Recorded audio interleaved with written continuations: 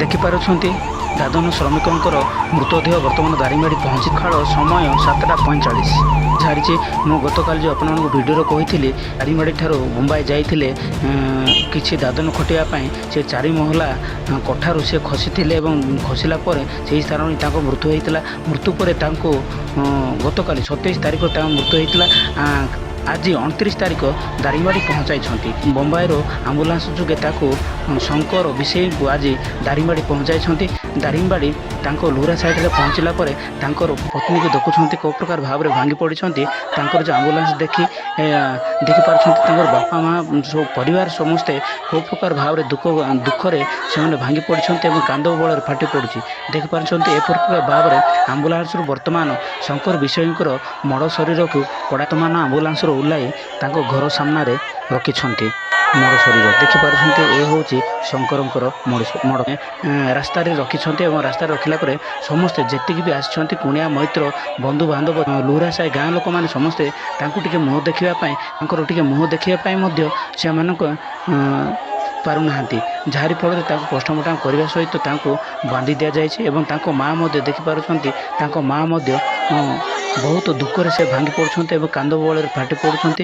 ତାଙ୍କ ସ୍ତ୍ରୀ ମଧ୍ୟ ତାଙ୍କୁ ଧରି ଉଠ ବୋଲି ସେ କାନ୍ଦୁଛନ୍ତି। ଦେଖିପାରୁଛନ୍ତି କେଉଁ ପ୍ରକାର ଭାବରେ କାନ୍ଦୁଛନ୍ତି ତାଙ୍କ ସ୍ତ୍ରୀ ଏବଂ ଗଡ଼ି ପଡ଼ୁଛନ୍ତି ପୁରା କାନ୍ଦ ବଳରେ ଫାଟି ପଡ଼ୁଛନ୍ତି ଅସମ୍ଭାଳ ହୋଇ ପଡ଼ୁଛନ୍ତି। ସେମାନଙ୍କୁ କିଛି ଦୂରକୁ ଯାଇ କିଛି ଦାଦନ ଖଟି ସେମାନଙ୍କୁ ପଇସା ପତ୍ର ପଠାଇ ସେମାନେ ଭଲରେ ପରିବାର ଚଳାଇବା ନିମନ୍ତେ ସେ କହିକି ଯାଇଥିଲା ବେଳେ ଏ ଶବ ହୋଇ ଫେରିଛନ୍ତି ଶଙ୍କର ବିଷୟ। ଦାରିଙ୍ଗବାଡ଼ିରୁ ସୁଦୂର ବମ୍ବେଇ ଯାଇକି ସେ ଆଜି ଶବ ହୋଇ ଫେରିଛନ୍ତି ନିଜ ଗାଁ ପରିବାର ଲୋହରା ସାହିକୁ। ଦେଖିପାରୁଛନ୍ତି ଏ ପ୍ରକାର ଭାବରେ ଶୋକାକୁଳଟି ସୃଷ୍ଟି ହୋଇଛି ଏବଂ ତାଙ୍କ ପରିବାରରେ ଅଭାବନୀୟଟି ଘଟଣାଟି ଘଟିଛି। ଦେଖିପାରୁଛନ୍ତି ଏ ଦୃଶ୍ୟ ହେଉଛି ଦାରିଙ୍ଗବାଡ଼ିର। ଦେଖିପାରୁଛନ୍ତି ତାଙ୍କୁ ଉଠେଇକି ନେଲେ ମଧ୍ୟ ସେ ଯାଇପାରୁନାହିଁ କି ଯିବା ପାଇଁ ମଧ୍ୟ ନାରାଜ ହେଉଛନ୍ତି। ଦେଖିପାରୁଛନ୍ତି ଏ ପ୍ରକାର ଭାବରେ ଏକତ୍ରିତ ହୋଇ ତାଙ୍କ ପାଇଁ ଝୁରି ମରୁଛନ୍ତି ଲୋକମାନେ। ତାଙ୍କୁ ଟିକେ ମୁହଁ ଦେଖିବା ପାଇଁ ସ୍ଥାନରେ ଏକତ୍ରିତ ହୋଇଛନ୍ତି। ବର୍ତ୍ତମାନ ତାଙ୍କୁ ଏହି ସ୍ଥାନରୁ ସମାଧିକ୍ରିୟା କରିବା ନିମନ୍ତେ ପ୍ରସ୍ତୁତ କରୁଛନ୍ତି। ତାଙ୍କର ଯେତିକି ବି ରୀତିନୀତି ରହିଅଛି ସେ ରୀତିନୀତି ଅନୁସାରେ ତାଙ୍କର ଜିନିଷପତ୍ର ସବୁ ଯୋଗାଡ଼ିଲା ପରେ ତାଙ୍କୁ ଏ ଯେଉଁ ଲୁରା ସାହି ଠାରୁ ତାଙ୍କୁ ସମାଧିକ୍ରିୟାକୁ ନେବା ପାଇଁ ପ୍ରସ୍ତୁତ କରୁଛନ୍ତି।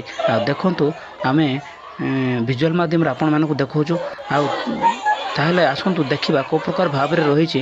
ଆମେ ଭିଜୁଆଲ୍ ମାଧ୍ୟମରେ ଦେଖିବା କେଉଁ ପ୍ରକାର ଭାବରେ ଅଭାବନୀୟ ଘଟଣା ଘଟିବା ସହିତ ସେ ପରିବାରରେ ଶୋକାକୁଳ ସୃଷ୍ଟି ହୋଇଛି ଏବଂ ଲୋହରା ସାହିଟି କାନ୍ଦ ବଳରେ ଫାଟି ପଡ଼ୁଛି। ତାହେଲେ ଆସନ୍ତୁ ଆମେ ଭିଜୁଆଲ୍ ମାଧ୍ୟମରେ ଦେଖିବା କେମିତି ରହିଅଛି।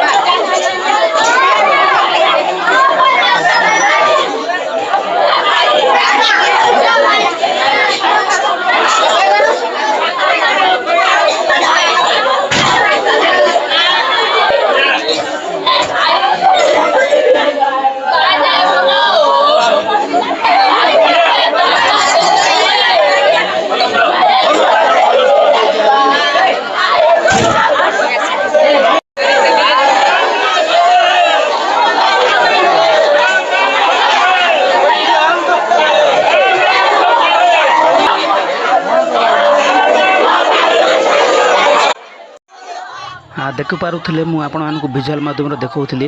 ବର୍ତ୍ତମାନ ତାଙ୍କ ଘର ପରିବାରରୁ ତାଙ୍କୁ ସମାଧିକ୍ରିୟାକୁ ନେଲା ପରେ ମଧ୍ୟ ତାଙ୍କେ ପରିବାର ଲୋକ କେଉଁ ପ୍ରକାର ଭାବରେ ଭାଙ୍ଗି ରୁଜି ସେମାନେ କାନ୍ଦ ବଳରେ ଫାଟି ପଡ଼ୁଛନ୍ତି। ତାଙ୍କୁ ଧରିକି ଶାନ୍ତ କଲେ ମଧ୍ୟ ସେ ଶାନ୍ତ ହେଉନାହାନ୍ତି। ଏ ପ୍ରକାର ଭାବରେ ଶୋକାକୁଳଟି ସୃଷ୍ଟି ହେଉଛି। ନିଜ ତାଙ୍କର ମା ଅଛନ୍ତି ଶଙ୍କର ବିଷୟଙ୍କର ମା ଦେଖିପାରୁ କବାଟ ସାମ୍ନା ବସି କାନ୍ଦୁଛନ୍ତି। ଇଏ ହେଉଛି ଶଙ୍କର ବିଷୟ ଯିଏକି ଦାଦନ ଖଟିବାକୁ ଯାଇ ଆଜି ତାଙ୍କ ପରିବାରକୁ ଶବ ହୋଇ ଫେରିଛନ୍ତି। ସିଏ ଏହି ପରିବାରରେ ରହି ପ୍ରତିଦିନ ସିଏ ପାମ୍ପଡ଼ ବିକ୍ରି କରି ତାଙ୍କ ପରିବାରକୁ ଚଳାଉଥିଲେ। ଦେଖିପାରୁଛନ୍ତି ଏ ହେଉଛି ତାଙ୍କ ଘର। ଦାରିଙ୍ଗବାଡ଼ି ବ୍ଲକ ଲୁରା ସାହି ଶୋକାକୁଳ ପରିବାରରୁ ମିଷ୍ଟର ସୁଦର୍ଶନ ପ୍ରଧାନ ୟୁଟ୍ୟୁବ୍ ଚ୍ୟାନେଲ୍ ନ୍ୟୁଜ୍।